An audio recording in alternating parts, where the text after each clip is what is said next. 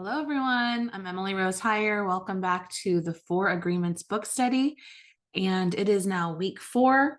We are going to review week three's questions in the workbook.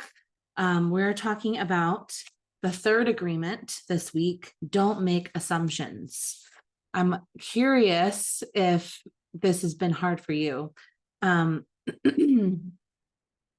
Making assumptions really does cause a lot of drama. I'm sure you know by experience, and yet we still do it every day, right? In this book, he mentions how making assumptions is very automatic. It's based on everything that we've been taught in our lives so far. It's very unconscious. And as we know, 95% of your brain's activity, your thoughts, are unconscious thoughts. Only 5% are conscious, and what your executive functioning in your brain is actually using consciously. So you're making a lot of assumptions about almost everything that you're thinking about, right? It's very difficult to not make assumptions because your brain is hardwired to look for information out in the world to protect itself. This is why we have things like emotions like anxiety. We're always looking to the future. We're always anticipating things, what could go wrong. We're anticipating people's thoughts and feelings. How are they going to take this? What do they mean by that? We're interpreting information all day long in our unconscious brain. So what does this have to do with parenting? Well, if you're making assumptions with everything in life, that's including your relationships, including the relationship you have with your partner, parenting partner, people around you, and your children.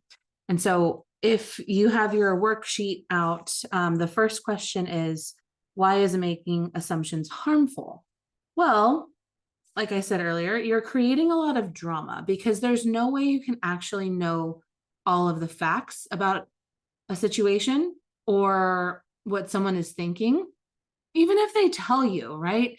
They could be telling you just part of the story, not expressing what they're truly thinking and feeling, because maybe they don't even really know. Maybe they don't even know if it's safe to tell you. Maybe they're making an assumption about how they think and feel about a certain situation or what they did, because they're assuming you won't take it the way they want to, or they'll get in trouble, or it's not right, it's wrong.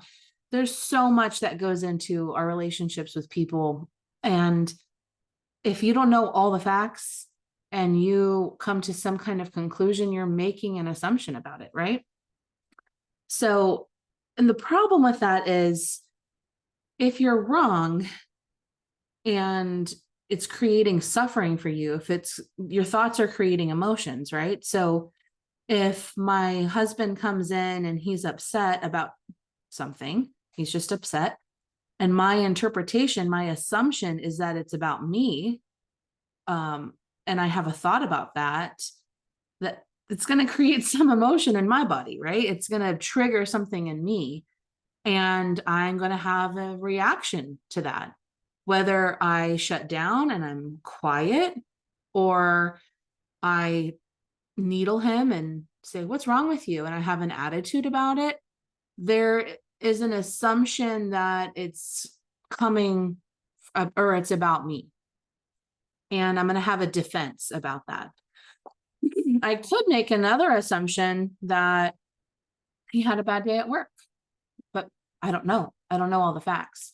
So I could just ask him directly, hey, what's going on? What's wrong? What are you feeling? And let him tell me.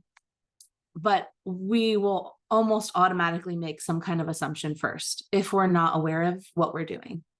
So it's just creating a lot of drama in relationships. I'm sure you could give an example of how this has been a problem for you. And we do this with our children too. It's interesting how we think we should know better. Like, we are the parents, so we do know what's going on. We make that assumption that because we're parents, we are right, or we know better, but that's not always the case, right? You can't possibly know what's going on in someone else's brain. So my second question is, what assumptions did you make about parenting in general? I'm curious because the biggest assumption I made, I feel so silly admitting this because it's so naive, but it's true. I really thought that parenting would be easy for me, easier than how I heard other parents talking about it, because for some reason I thought I knew better. I thought because I wanted it so bad and that I would love my children so much that it would just naturally be easier because I had so much love in my heart for children. I had babysat so many times. I've worked in a daycare center. I've been in nonprofits that work with children. I just figured that with all of my experience so far, with my siblings, my experience with my parents knowing what I didn't want to do, I thought that all of that information would make it easier for me to be a mom. Turns out I was very wrong. It is way hard just because it's hard for everybody. And in fact, I think that assumption made it even harder for me because I thought I was supposed to have it easy and I didn't. And that created more suffering for me. That created anxiety because I thought I must be doing something wrong if it's not easy. There's something missing here. And I was actually correct. What I was doing that was wrong was making that assumption and thinking it should be easy for me. I felt, I guess, entitled that it should be easy. I really thought that I would have a lot more help. I made an assumption about the people in my life without asking directly. I thought I would have a real village around me all the time. That somehow the people who had, full-time jobs would make time for me in the middle of the day. Like I really didn't consciously think about it, but when it was time for me to have the baby and I had a newborn and I was doing it all alone, isolated most of the day, I had to reach out to people and make connections happen. Whereas in my brain, I thought that somehow I would just have this village surrounding me all the time. I made an assumption and I suffered because of that. It created a lot of drama in my mind. So that was a huge assumption I made about parenting. The third question for this week is, what assumptions do you make about your children? So my son is almost 5, and I make so many assumptions about that at certain age, he should have certain developmental skills, or because I've given him a direction so many times, that means he should know better, or it shouldn't even take more than one time to tell him something. It shouldn't take so much repetition. I make an assumption that he understands what I mean when I say specific words. I make an assumption he understands what time is. This huge abstract idea is really hard for a 4-year-old. And yet I still, on a daily basis, think that he knows what 5 minutes left for playing means. If I say, give me a minute, that's such a figure of speech when I really mean like, give me 30 minutes. He doesn't know what that means, but I make this assumption and then we have conflict and we have drama about that. And I also make the assumption that he should be kind and happy and well regulated and calm all the time. I just think he has a great life. Why is he upset? I make an assumption that he should just be even keel all the time. And that creates suffering for me. I make an assumption that he should act a certain way in public, that he should just know. He should just know that we're in public. You don't say certain things. You don't point at people. You don't make faces at people. I've said these things before. You should know better. And he doesn't. He's still experimenting. He's still learning. He's still a child. This is part of his process. He has to experience life. And yet I, on a daily basis, catch myself making these assumptions. And so the point is really not to teach you to never make an assumption again, because it's literally impossible. Your brain is constantly interpreting data and making assumptions to protect itself. That's never going to change. What you can do is to catch yourself doing it, feeling in your body, and to ask direct questions, to think about things in a different way, ask people what they mean. Oh, okay, interesting. What did you mean by that? Oh, what did you mean when I said this, this, and this? Oh, interesting.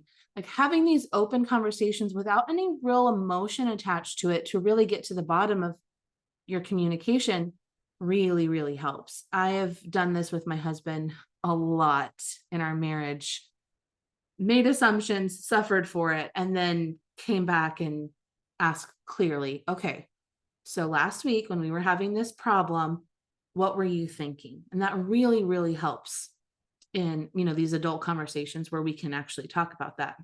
When it comes to your parenting, it really is slowing down and slowing your thought process and your emotions and taking that minute to pause and recognize, okay, I'm making an assumption again.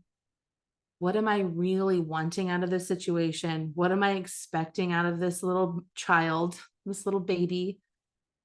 And really like breaking down what you're thinking and feeling and deciding, is that true? Should my son know what time means right now? Should my son know better, how to act in public, how to sit at a restaurant for an hour? Should he be that patient? No. Is it true? No. But he should be doing what he's doing because that's how he learns. When I take the moment to really pause and reflect on that, I can calm myself down and be more present with my child and let him have his experience. That's not to say I don't hold boundaries. I don't set and hold boundaries. Of course I do. But removing that expectation, that assumption about him really does help just calm the whole situation. And then it's teaching him how to do that for himself. So I hope this really helps when you're reading about this to really take it in as a parent and to stop, take a moment to pause and reflect on what you're thinking and feeling, and to stop making so many assumptions. It really does cause a lot of drama and suffering. All right, so next week we will be talking about the fourth and final agreement: always do your best. I'm excited about that. And then, so that will be, next week will be week 5. And then the final week, we will be recapping everything for the last 2 chapters. So I'm excited for this next week. Again, if you have any questions or if you want to give feedback or comments, please comment below this video or send me an email. hello@emilyrosehire.com. All right. Thank you so much for stopping in. See you later.